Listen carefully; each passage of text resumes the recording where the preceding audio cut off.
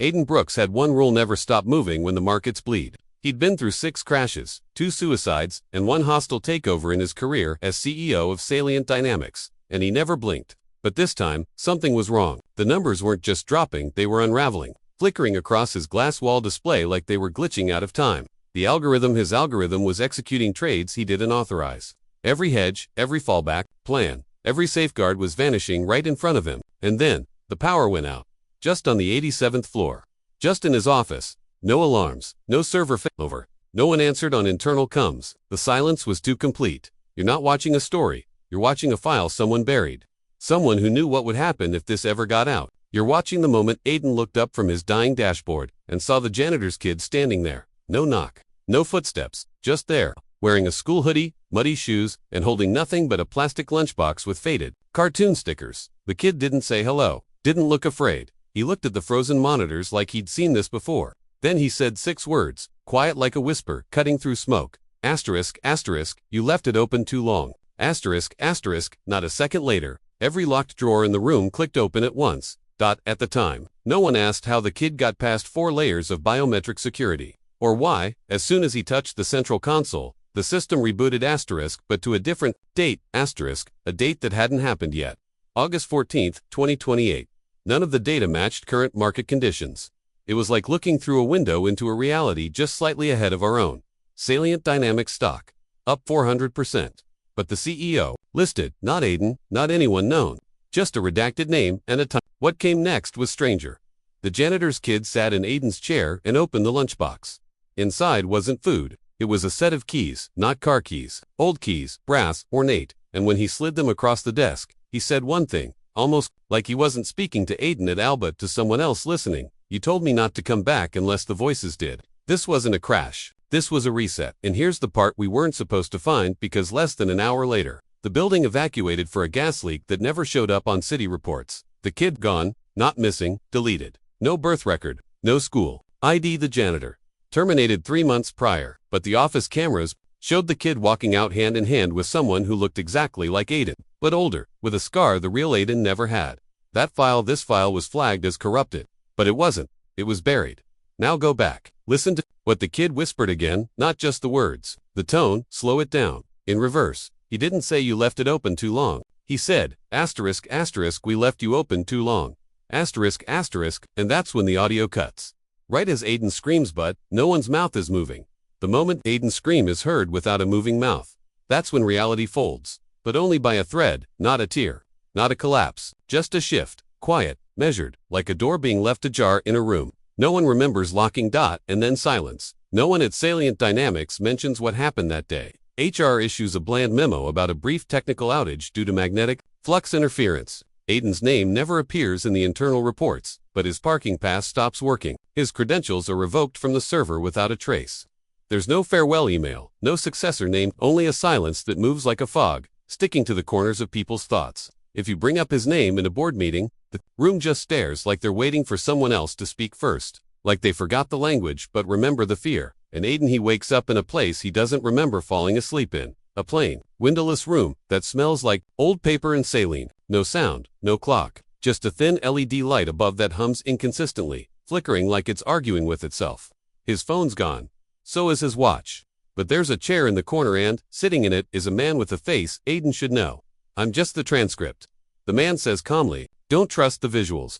His name, if he has one, is never given, but he has a voice that changes each time he speaks, like old recordings stitched together by someone who never met him. His eyes don't blink and sync. He calls Aiden by the wrong name more than once. Then, without warning, he slides a small cassette recorder across the table.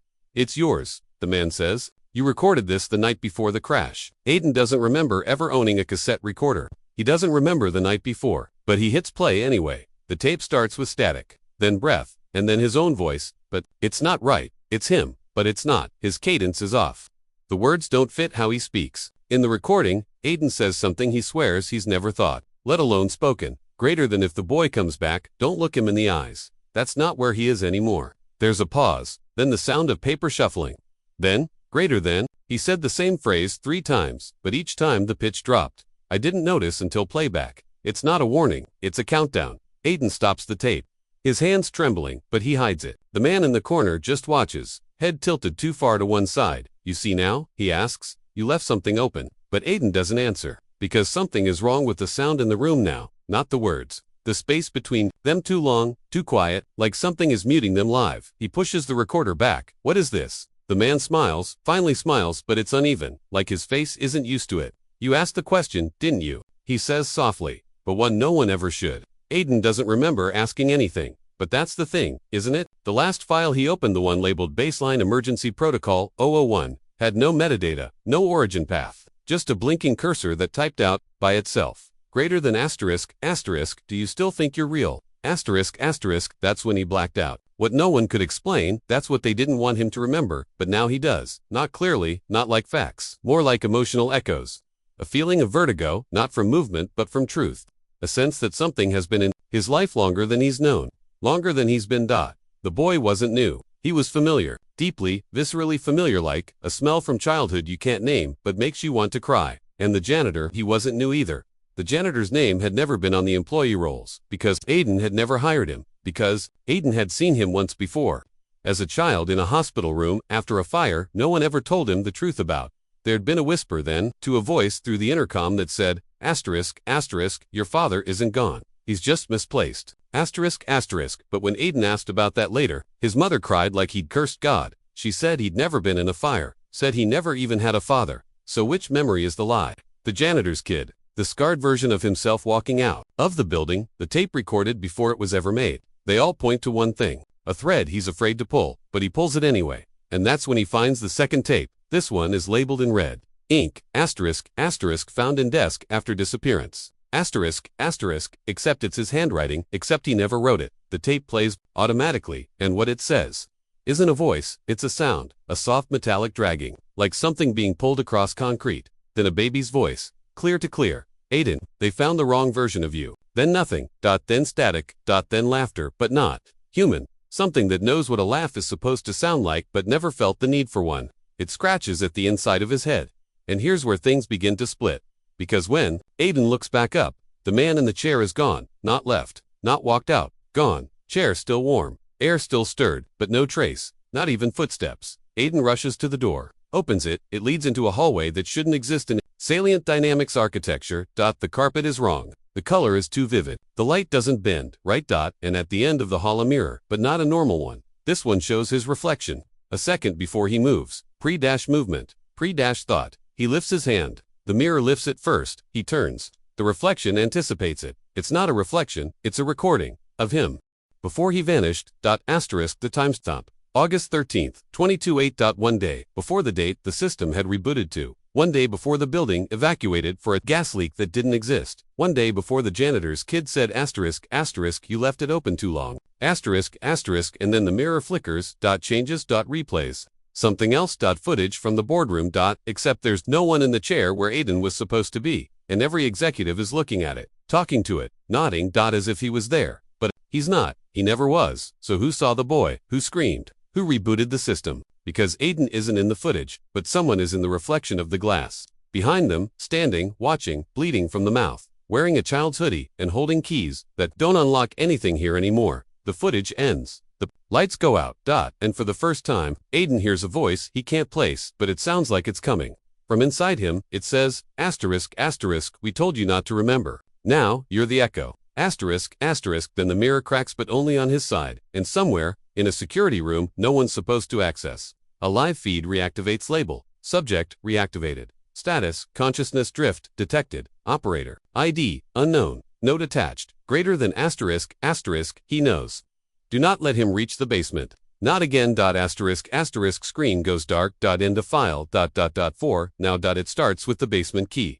The one Aiden finds tucked behind the casing of his old wristwatch, hidden beneath the cracked leather band, where the metal meets the flesh of his skin. It wasn't there yesterday, or this morning, but it's there now, faintly warm, as if it had been waiting, stamped with the initials, MK. He doesn't recognize them, not yet. For a brief moment, he thinks this is it, the answer.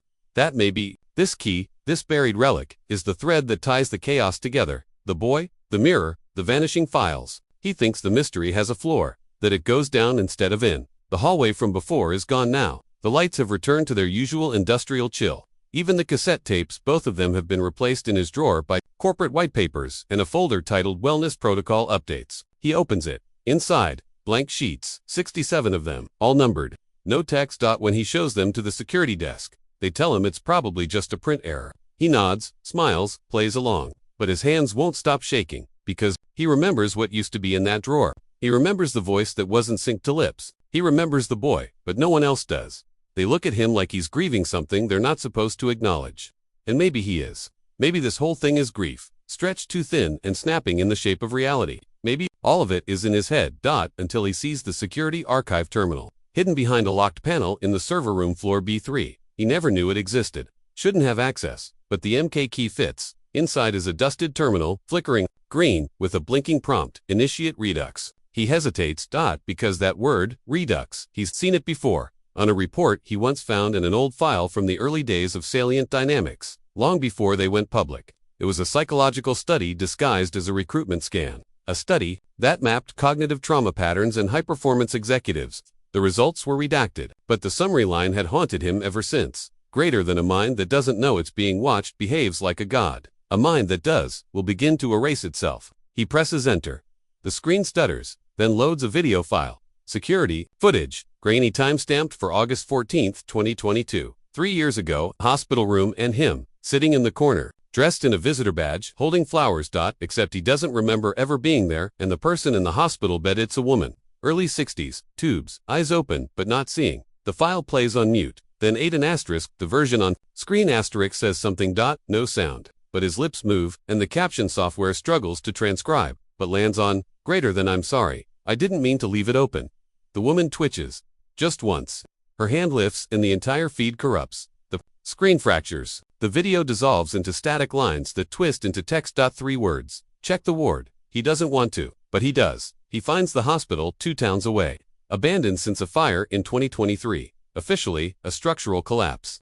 No casualties. Reported he goes alone. The doors are unlocked, no alarms, no security, but a smell, faint, electric, like scorched wires and old bleach, and something more intimate. Childhood, but wrong. Like walking into a memory you never had. The halls are lined with black and white photos now, of patients, of staff, some faces scratched out, others marked with symbols, circles inside squares, eyes drawn over mouths. But one photo stops him. Cold. A staff ID badge, MK maintenance crew, the janitor, but the photo. It's him, younger, smiling, no scar. Behind the photo, pinned with rusted staples, is a medical chart, patient name, **, Brooks. Aiden diagnosis, recovered memory reentry failure, **, date of admission, August 14, 1996. He doesn't remember ever being a patient. He doesn't remember this building, but his handwriting is on the intake form, next to the words. If I ask for the truth, don't give it to me. Just show me the key again. The static comes before the sound. A high-pitched whine in his ears, like someone crinkling foil inside his skull. His balance falters. The lights overhead buzz harder, then a scream, but not from him. From down the hall, a child's scream. He runs, against every instinct not to. Finds a rusted door marked Ward 6A, barely hanging on its hinges. The lock is broken, inside empty cribs. Dozens of them, each one tagged, each one labeled with a name. Not infants, not recently used. And every tag says the same last name, Brooks. His then the sound again. Behind him now, not a child, breathing, but no one's there. He backs out slowly. Doesn't run, because running feels seen. Instead, he descends further into the old maintenance levels, where time seems to shift, where his footsteps don't echo, but delay. He finds a room lined with broken projectors, some still on, and they're playing moments from his life, but wrong, inverted, distorted scenes. He remembers, but with details twisted. In one, he's on a stage at his college graduation, but his name is never called. In another, he's holding his mother's hand at her funeral, but she turns and says, "That wasn't me, Aiden. You buried the wrong version." The deeper he goes, the colder it gets, but not physically, emotionally, like grief embedded in the drywall. And in the final room, he finds the boy, same hoodie, same lunchbox, sitting in a chair facing a monitor, but this time, the monitor shows Aiden's current face, live. "Are you ready to remember now?" the boy asks, without turning around. Aiden steps closer. "Remember what?" The boy doesn't answer directly, just opens the lunchbox again. But this time, instead of keys, there's a folded piece of paper, thin worn. Aiden takes it, unfolds. It's a drawing. Crayons, red, blue, black. A house burning, a man running, a boy screaming, and in the corner, drawn in black ink, "Greater than this never happened." Aiden's heart lurches because he drew this. When he was 7, he remembers now. The fire, the screams, the janitor carrying him out, but there was no report, no file. No one ever believed him. They told him he was dreaming.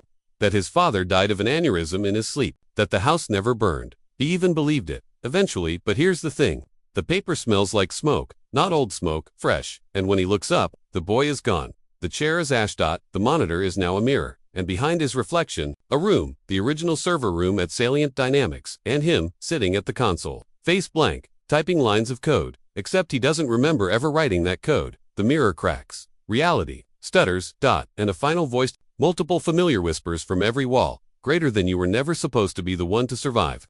That was the mistake. Then blackness. Except a single line of code flashes across the screen before it fades. Greater than, if Aiden_EQ, UALS_survivor, initiate loop. And now you have to rewatch everything, because the echo, the child, the janitor, the security glitch, the vanishing files, the mirror images, they weren't clues. They were loops. And this isn't the first time Aiden's remembered. It's just the first time. He's gotten this far. They've been watching since the first glitch. Just Aiden, you, me, all of us who stayed too long on the wrong screens, who noticed the flicker in the reflection when no one else blinked, who clicked play on a file that didn't have a title, just coordinates. Aiden thought it began with him, that he was the epicenter, the rupture, the one who triggered it all with the basement key and the boy in the hoodie. But he was never alone, and he wasn't first. The messages started appearing on walls no one had written on the net, peeling paint in closed-down buildings, behind wallpaper in airport bathrooms, on the backs of receipts that vanish a day later. They all read differently, but only on the surface. The core message was always the same. ***, you were right all along. ***, they appear in dreams, too. Not dreams, really more like memory leaks, ones you wake from feeling older than you were before sleep. In them, you see others. Faces you've never met in daylight, but recognize from behind your eyes. A woman in a raincoat standing on a highway shoulder at 3:17 a.m., mouthing the word *reverse. A teenager with graphite on their fingertips drawing spirals into the fogged mirror of a motel bathroom. A man in military fatigues, lying in a hospital bed, laughing in a way that doesn't match the shape of his face. They all saw it. They all woke up, changed, and now, they've begun leaving symbols for each other. Not online, never online, but in ways only the affected would understand. Burn marks in perfect triangles. Folded paper cranes with inside-out text. Children humming songs from decades before they were born. One of them, a woman named Clara, mailed herself a VHS tape every year on the same day, April 19th. Each one labeled * not yet. She died in 2019. The last tape arrived in 2021. No return address. Inside was footage from a basement that doesn't exist in any current city grid but matches Aiden's. Exactly, and on the wall, scrawled in charcoal, ***, what the government never released, was us. ***, Aiden finds her name in a shredded folder, under Project Redux, cross-referenced with terms like ***, residual retention, identity collapse window, memory diffusion mapping, all redacted, but one line escaped the blackout. Greater than, they don't need you to forget. They just need you to doubt what you remember. There's no agency name on the file, no origin stamp, but the paper is laced with magnetic ink, data he only sees after breathing on it. A heat-reactive signature reveals GPS coordinates off the Florida coast, a sunken town, and below that, a hand-drawn spiral, looping inward. He's not the only one chasing this spiral. Across the country, more names surface. Victor, a forensic archivist from Ohio, found voice memos from a phone model that was never commercially released. They're dated 15 years into the future, and mention Aiden by name. In one, a voice that is definitely not Aiden's, says, "Greater than, tell him not to use the basement key. It's not a door, it's a mirror." Victor vanished a week later. The memo still plays, but now ends with static and a second voice layered beneath it, whispering *, he heard us. *, others have come forward in ways they can't explain. Alyssa, a librarian in Oregon, started drawing diagrams in her sleep, circuit maps, ritual symbols, memories from people who were never her. Her father burned them all, said they weren't hers to keep. She found the same symbols etched behind the library's foundation wall. Dated 1952. And then there's the third. Perspective. Not Aiden. Not the watchers, but the one who knows, the one who's never fully seen, only felt. An observer who leaves no scent, but carries warmth, who moves and echoes, whose breath sometimes fogs glass that no one's touched. They leave notes, scrawled onto broken tech, whispered in elevator chimes, etched into the patterns of subway grime. Their messages are direct. Urgent. And wrong in ways that feel right. He's not Aiden, not anymore. He's the last successful overwrite. The observer has seen more cycles than any of them. Every loop, every partial recovery, every failed reboot. They've kept the fragments, stored in old servers never connected to the grid. They were there when the child first stepped through the firewall of Aiden's mind. They were watching when the janitor handed over the wrong keys, on purpose. Because this wasn't supposed to be about remembering, that it was a containment protocol. Memory isn't just personal, it's spatial, energetic, alive. And when too many people start remembering the same unconfirmed thing, something in the code of reality itself begins to weaken. Truth becomes vibration. Solid becomes unstable. Identity becomes portable. The observer warns, greater than they didn't steal your memories. They stored them for later use. Because Aiden and all the others weren't glitches, they were copies. Stored within an old signal, a failed Black Ops consciousness backup experiment, abandoned after the prototype developed recursive self-awareness. The files weren't deleted, just locked behind memory events that only open with trauma. And trauma was the plan. Every disaster, every collapse, every unresolved moment, they were the locks. And now, Aiden is unlocking faster than the system can patch. He starts seeing the other affected not just in mirrors or dreams, but in reflections where no one stands, in shadows that don't move when he does, in flickers of reversed video footage that play for a split second. When he blinks, he's not glitching, he's syncing, and that's why the observer finally shows themselves, sort of, not physically, but through a recovered log from 2005. It's a surveillance transcript, found in a hard drive unearthed at a shuttered NSA research node buried under an Arizona elementary school. The last line reads, "They've figured out how to talk without speaking." Found footage from 20 years ago shows Aiden sitting with Clary. Before they met, this isn't reincarnation, it's reverse recursion. They're bleeding backward. The log ends with a camera feed, a slow pan of a forgotten room. Not a government lab, not a server station, a nursery, one that matches the background of a photo Aiden doesn't remember taking but found on an old family laptop last week. In the photo, he's 3 years old, sitting next to another child, but their face is blurred like motion distortion in a still image. On the wall behind them, crayon scribbles read, asterisk, asterisk, it's not the future repeating, it's the past correcting. Asterisk, asterisk. Now Aiden starts remembering in reverse, not dreams, not déjà vu, but live recall, like memories injected from a source just behind his spine. The others feel it, too. They start showing up in each other's lives without realizing why. A barista recognizes Aiden, but calls him asterisk, asterisk, Isaac, asterisk, asterisk. News anchor mouths the phrase, "It's your turn now," during a segment on market trends. A child draws his face during class and says, asterisk, "He used to protect me." Every thread points inward. The world isn't reacting to them, it's folding, asterisk. Then back in the group tries to send a message out, something real, verifiable. They hide a message in a televised emergency test pattern, and code coordinates in a satellite radio broadcast. But every time they share it, it scrambles. The message never leaves. The observer leaves one final warning, painted in infrared over an overpass in Detroit. You weren't supposed to get this far. That's why they built the loops. And as Aiden stands in front of the final monitor watching footage he never took, of events that haven't happened yet but already feel like regret, he sees himself nod. Not the version in the mirror. The version behind the mirror. The one who stayed behind during the last loop. Who knew he wouldn't make it out. He mouths something. It's faint, but the audio picks it up. The phrase is clear. Asterisk, asterisk, you're not crazy. They lied to you. Asterisk, asterisk, the screen fractures. And now every symbol, every face, every file, every line of dialogue you've read feels familiar. But it shouldn't, and that's the twist. You've seen this before. You just weren't cleared to remember it until now.